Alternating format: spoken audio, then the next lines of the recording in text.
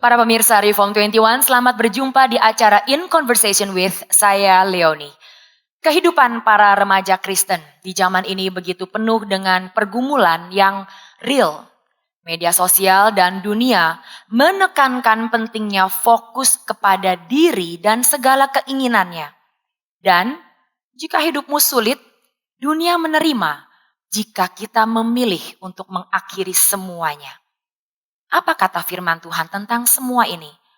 Prinsip apakah yang perlu dimengerti oleh kita semua terkait tantangan yang kita hadapi di zaman ini? Dalam episode In Conversation with kali ini, kita akan berdiskusi bersama beberapa narasumber. Pendeta Billy Kristanto, Pendeta David Tong, Vikaris Edward Wee, dan Vikaris Calvin Bangun. Mari kita sambut mereka dan kita berikan tepuk tangan yang meriah.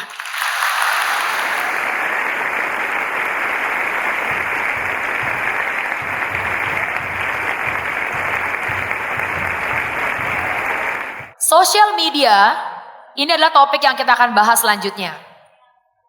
Ini adalah bagian dari kehidupan kalian semua. Jadi kalau kita tidak siap dengan pengertian yang benar, itu berbahaya sekali. Itu seperti anak kecil yang nyemplung ke dalam kolam renang dan gak tahu berenang. Nah sekarang saya mau tanya nih, sebenarnya dengan adanya dan begitu umumnya kita semua melihat posting orang lain seperti tadi hampir semua angkat tangan, atau kita sendiri yang posting, kita semua mengkonsumsi atau berada di dalam dunia media sosial sebenarnya. Kalau ada yang bertanya dari adik-adik sekalian, kalau saya itu posting saya selfie, Pak Billy, apa masalahnya dengan orang-orang kita ini, remaja-remaja Kristen, dewasa semua, yang posting selfie, yang dimakan apa, jalan-jalan kemana, emang salah? Mungkin ada yang bertanya seperti itu. Kenapa Pak? Tadi kan Pak Edward sudah singgung ya. Kita mesti bisa bedain apa yang penting, apa yang layak di-share, apa yang bisa jadi berkat dengan apa yang trivial gitu ya. Kayak tadi lagi ngeden atau apa, jempol gua bengkak atau apa gitu. Gak ada yang mau tahu juga gitu. Terus waktu kita share juga orang juga gak diberkati gitu. Terus habis itu kita juga gak tahu tujuannya kemana. Tapi saya pikir kok dipakai untuk share sesuatu yang bermanfaat bisa jadi berkat untuk orang lain. Maksudnya can be beautiful gitu, bisa menjadi sesuatu yang indah. Secondly, yang kedua, ada scholar pernah menyelidiki, kita punya persahabatan itu kurang lebih maksimal itu 150 orang. Jadi kalau sudah 4.999 itu ya nonsense gitu. Kita nggak mungkin bisa bersahabat dengan segitu banyak orang. Akhirnya kecenderungannya kita cuma bisa share dan pengenalan kita tentang orang lain itu sangat-sangat superficial, sifatnya scanning gitu ya. Seperti saya lihat di sini kan, saya nggak bisa hafal mukanya saudara semua. Saya cuma bisa scan dari sana ke sana. Terus setelah itu saya lupa lagi, nggak tahu yang mana yang apa gitu kan ya.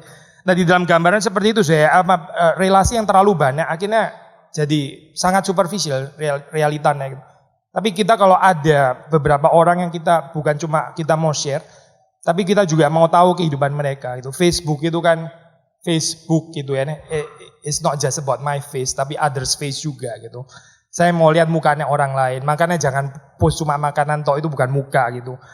Kita lihat mukanya orang lain, kita lihat kehidupannya orang lain, kita ikut bersukacita dengan sukacitanya, tapi kita juga bisa compassion waktu mereka ada persoalan dan sebagainya. Saya pikir kita bisa pakai itu sebagai satu media yang meningkatkan kita punya relasi tanpa berusaha untuk menggantikan relasi tatap wajah, tatap muka, bodily presence dan sebagainya. Nah Pak Billy tadi bicara tentang relasi. Bagaimana kalau kita dalam media sosial itu temennya banyak, itu biasanya yang kita benar-benar kenal itu sebenarnya hanya sedikit ya, karena permukaan. Nah saya mau angkat beberapa hal di sini, adik-adik. Sangat umum juga untuk beberapa orang itu sangat ingin punya banyak follower. Ini salah satu gejala yang memang bukan hanya anak-anak remaja tapi dewasa. Jadi mempunyai banyak follower atau yang banyak yang like itu adalah sesuatu yang sangat diinginkan. Kita nggak ngomong orang di luar Kristen ya, kita bilang remaja-remaja Kristen ataupun dewasa. Apa salahnya Pak Calvin?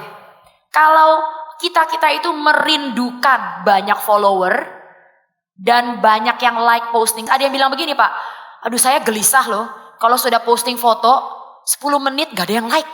Jadi saya like sendiri. Setidaknya udah ada satu gitu lah. Udah gitu saya pinjem handphone teman saya. Terus dia like-likein. Jadi dia like masuk ke handphone temannya supaya temannya like juga. postingnya diri dia. Nah itu ada yang terjadi. Masalahnya apa sih kalau mengejar like dan mengejar follower, Pak Calvin? Ya, memposting itu seperti berkarya ya. Apa yang saya posting itu hasil karya saya. Walaupun ini perlu lagi dikoreksi, karena sosial media itu membuat kabur batasan antara kualitas dan publisitas. Karya itu harusnya berkualitas. Tapi sosial media itu membuat kita tidak bisa lagi membedakan ini karya, art, atau ini hanya menang di publisitas tanpa kualitas. Hari ini kita bisa menemukan orang-orang memposting yang tadi seperti itu, foto yang sebenarnya orang nggak perlu tahu begitu. Tapi karena itu bisa menimbulkan publisitas, akhirnya semua orang nggak tahu lagi ini karya yang berkualitas atau tidak. Hanya menang di dalam publisitas. Orang tidak lagi bisa membedakan mana kebenaran, mana popularitas. Mungkin itu poin yang pertama yang saya harus garis bawahi. Tapi memposting itu adalah sebuah karya, dan ketika orang melike karya itu, ada sebuah kebanggaan tersendiri. Itu seperti seorang seniman yang karyanya diapresiasi, gitu ya, lukisannya diapresiasi. Ya, saya posting sesuatu dan orang like 2, 3, 4, itu seperti lukisan atau lagu saya dihargai oleh orang lain. Hanya saja yang perlu dipertimbangkan dan dipikirkan baik-baik adalah apakah identitas saya terletak pada penerimaan orang itu. Ini yang saya sering temukan. Orang menjadikan identitasnya berada pada likes yang didapatnya pada Facebook itu. Ya, dia menjadikan penerimaan orang dalam Facebook itu sebagai dasar bagi keberadaannya. Ya istilahnya seperti ini. You like, therefore I am, gitu. Nah, gitu ya. Kamu like, baru saya ada. Ini kan mungkin pergeseran kalau orang dulu I think, therefore I am, gitu. Kalau sekarang mungkin ada lagi I shop, therefore I am. Ya, saya berbelanja, maka saya ada. Itu orang shopaholic seperti itu ya. Tapi mungkin hari ini orang berpikir keberadaan itu ditentukan oleh berapa jumlah likes yang dia terima, dan ini bagi saya problem. Ini sudah seperti pemberhalaan. Nah, seperti itu.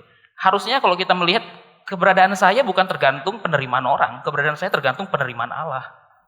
Mungkin dari saya itu yang saya bisa garis bawahi. Mungkin saya garis bawahi ya, keberadaan kita adik-adik, keberadaan kita bukan atas penerimaan orang-orang sekitar, tapi atas penerimaan Allah. Jadi di sini mungkin saya tanya pada Pak David dan juga mempunyai akun, bukan berarti kita sebagai orang-orang Kristen itu tidak boleh berkecimpung dalam sosial media ya Pak. Apalagi mungkin yang bisa ditambahkan? Dulu kalau kita bersosialiti secara fisikal, harus ketemu muka. Lama-kelamaan mulai ada virtual, itu memang ada negatifnya juga kalau semua harus virtual. Cuma itu memang suatu fakta bahwa kita akhirnya bersosialisasi juga melalui internet. Saya tidak akan mengatakan bahwa saya tidak mau ke gereja, pertemuan ke gereja, karena di sana saya tidak bisa memberitakan firman Tuhan, di sana saya tidak bisa sharing hal-hal yang penting. Itu kan cuma bersosialisasi dengan orang-orang di gereja. Ada persekutuan, ya saya hadir. Ada kenal dengan, tidak kenal semua ya tidak apa-apa, kenal cuma 10 orang pun saya juga hadir dan bersosialisasi dengan orang yang lainnya. Jadi saya lihat salah satu tujuan daripada sosial media adalah karena untuk ada hal tersebut, ada faktor di mana kehadiran virtual itu kita juga ada presence secara virtual. Salah satu hal yang saya beberapa minggu ini terus pikirkan, selalu saya sharingkan dengan istri saya adalah mengetahui suatu problem dengan teman saya yang masih teman SMP saya yang baru kehilangan istrinya. Masih muda kehilangan, dan dia berkeluh kesah terus di Facebook gitu ya. Dia terus mengatakan bagaimana dia kangen sama istrinya, bagaimana dia merindukan istrinya, bagaimana anak-anak merindukannya mereka. Dan ya itu salah satu bagi kita bisa mengetahui ada teman kita yang ada problem dalam hal ini. Ada teman kita yang mungkin perlu doa kita, ada teman kita yang mungkin kita perlu outreach dan bicara. Jean Baudrillard, seorang filsuf postmodern Prancis, dia mengatakan kita berada di zaman postmodern yang dimana dunia ini terbalik. Dunia ini terbalik. Bukan lagi dunia virtual itu merupakan simulasi dari hidup kita yang real. Justru hidup kita yang real ini mensimulasikan yang virtual. Jadi hidup kita yang real ini ditentukan oleh yang di virtual. Kita gelisah ketika nggak ada orang kasih like gitu. Pada perasaan saya dengan like itu apa urusannya gitu. Kenapa hidup saya yang real ini ditentukan oleh dunia virtual yang di luar sana. Nah inilah yang terjadi terbalik. Berbeda dengan ketika saya tahu saya sebagai orang Kristen, saya harus memberitakan Injil, saya harus menjadi terang, saya harus membedakan diri dengan dunia ini, saya harus membawa kebenaran, lalu saya memakai apa yang ada ini sebagai tools, kemudian saya menjalankan yang real ini dalam dunia virtual, itu benar. Tapi hari ini terbalik. Yang virtual itu nanti akan menentukan diri saya yang sekarang. Di sana nggak tahu apa yang terjadi, saya galau. Kenapa galau? Saya posting nggak ada yang jawab itu. Belakangan ini bahkan lebih celaka adalah kita masuk ke dalam dunia ini belakangan 1-2 tahun terakhir ini. Konsep me ini terlalu makin hari makin kenceng. Bahkan I don't care siapa yang kasih jempol itu. Yang penting saya udah post. Saya puas dengan saya posting saya. Siapa yang baca, siapa yang lihat, saya nggak peduli. Yang penting saya udah post, saya puas itu. Nah ini kita akan masuk ke dalam satu zaman yang lebih gila lagi. Ini harus kita balancekan gitu ya, harus tahu ordonya lah atau urutannya. Hidup saya sebagai orang Kristen, saya nyatakan di dalam dunia itu sebagai perpanjangan tangan, sebagai alat komunikasi di tengah-tengah dunia masyarakat yang perpanjangan tangan di dalam yang real ini, itu menjadi sesuatu yang akan menjadi berkat. Tapi ketika dibalik, maka kita akan terbalik, hidup kita secara simulasinya terbalik gitu. Jadi hidup saya yang real ini justru mensimulasikan apa yang ada di dalam dunia virtual. Nah kritikan ini terakhir muncul dalam film Ready Player One. Siapa udah nonton? Oh, cuma sedikit gitu ya. Itu film itu aneh gitu, dia aneh. Jadi orang itu dia kasih lihat, orang itu lagi pakai kacamata virtual reality, oh lu lagi gini-gini. Apa yang dia lakukan? Terus lagi lari gitu. Padahal kenapa hidup dia yang real justru menjalankan apa yang ada di dalam yang virtual itu? Terbalik.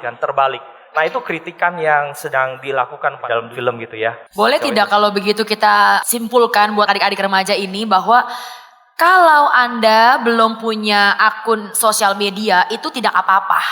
Ya, itu kita agree ya. Tidak apa-apa adik-adik kalau Anda memilih untuk tidak mau berkecimpung dalam sosial media.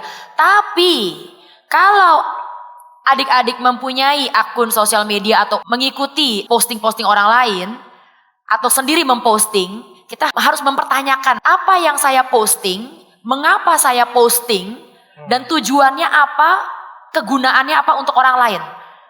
Satu isu yang sangat real adalah keberdosaan kita itu sebenarnya juga diamplifikasi dengan adanya sosial media. Artinya, kita yang pada dasarnya sudah berdosa, karena ada akun sosial media ini, ada kasus-kasus membuat fake account, lalu dengan fake account dia menyebarkan kebencian tentang teman sekolahnya yang dia benci. Itu semua dasarnya adalah keberdosaan kita.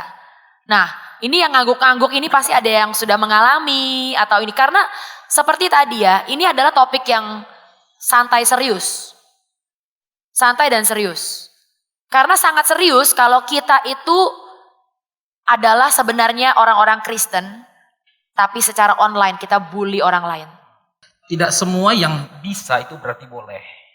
Ya, bisa, ya banyak hal yang kita bisa lakukan, tapi bukan karena itu bisa, maka kita boleh lakukan. Mungkin ini adalah pertanyaan mengenai, ini adalah satu landasan mengenai etika. Karena kalau kita menganggap apa yang bisa berarti boleh, wah itu maka dunia akan menjadi sangat kacau. Dan kekristenan memberikan kepada kita guidance, bukan mengenai apa yang bisa, tapi apa yang boleh, tidak boleh dilakukan. Nah misalnya kalau kita bicara mengenai media sosial itu adalah suatu penemuan yang, suatu terobosan, suatu penemuan yang besar. Penemuan yang besar ini akan sangat murahan jika hanya dihabiskan untuk diri sendiri, hanya untuk mengekspos diri sendiri, hanya untuk mempromosikan diri sendiri. Ini sebuah penemuan yang besar.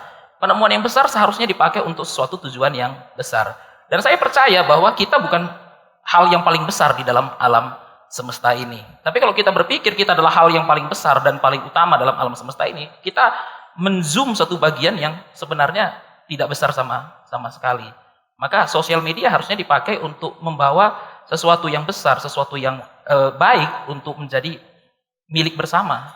Dan satu lagi, kalau kita perhatikan media sosial atau internet pada umumnya itu tujuannya adalah untuk menghubungkan.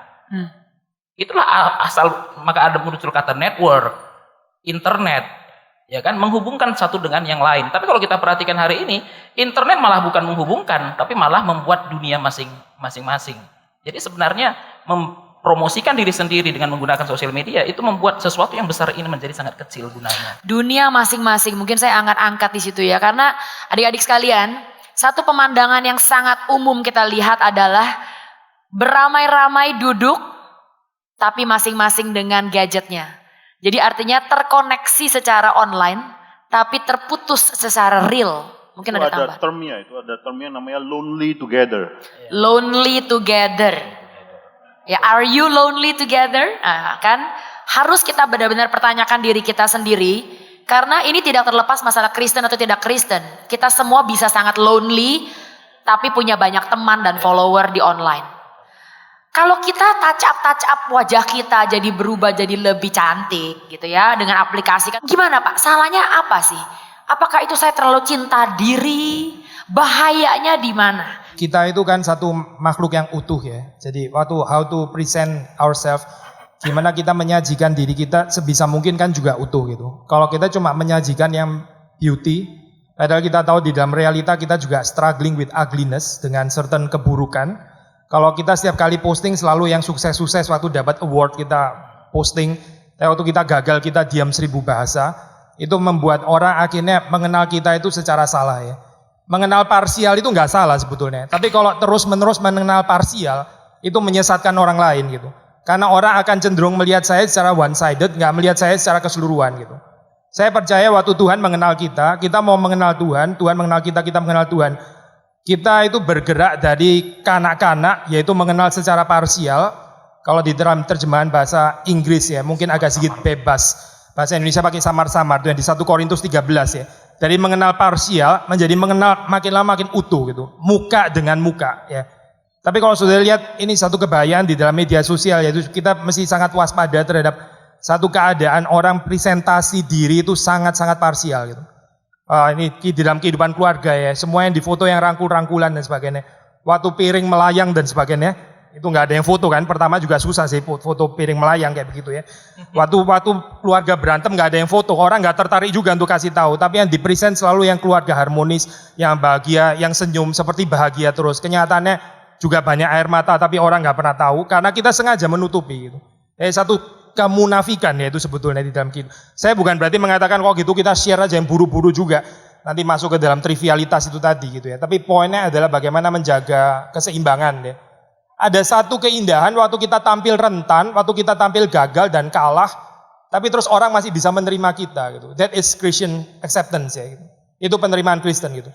Tapi kalau orang cuma menerima kita karena kita sukses, berhasil, kaya dan dapat awards dan sebagainya, itu penerimaannya sebenarnya banyak tanda-tandanya gitu. Apakah betul-betul penerimaan ya seperti itu?